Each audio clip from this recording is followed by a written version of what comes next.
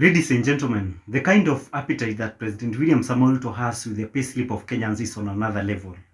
And I want to tell Kenyans that nothing starts from large to small.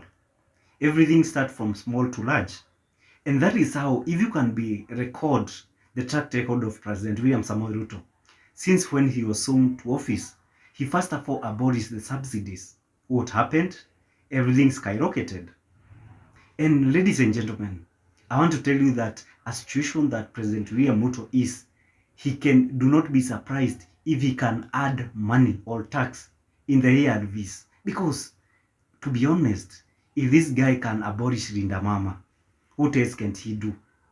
If this guy now want to tax the money in M-Pesa, what other thing can he do? When you get money in the M-Pesa, it simply means that you have been taxed from other sources. But now, you want to overtax you. I'm telling you that right now as we speak, when you are using your money, most possibly you have been taxed close to 5 times. How do you expect? So you find that, in fact, right now, Kenya could have developed so much. The problem is that because the government gets a lot of money more than its citizens, but now the problem is that this money again is for corruption. We cannot trace it. Everything that President William Samoei Ruto does, it is not out of goodwill. It is just for PA. And I'll tell you these examples. William Samoei Ruto, when he was sworn into office, he launched what he called Hustler Fund. He told us, if you borrow and you will pay, at an extent you find yourself getting a loan of 50,000. I want people to comment or to see that I get Hustler Fund 20,000. Very difficult.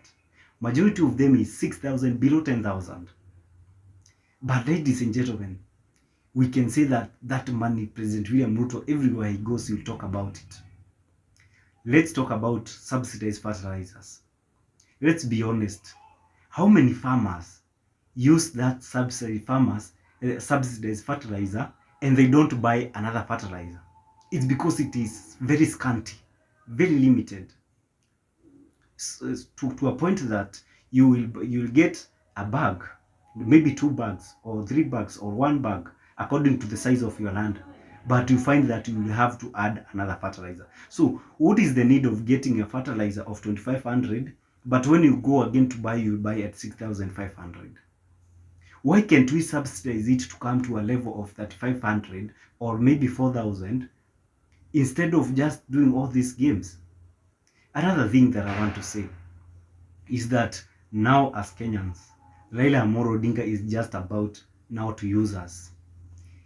He wants now to table the impeachment of William Ruto because he knows that is what the people of Kenya want. But surely, does Raila Odinga want William Ruto to go? He just wants to get positions. So it means that I can see that very soon other Kenyans will lose life for the purpose of Raila Odinga. So what I can advise Kenyans, if we have to go to the street, because right now, if it is not Kenyans going to the street, I've told you that even ARVs, they will be taxed.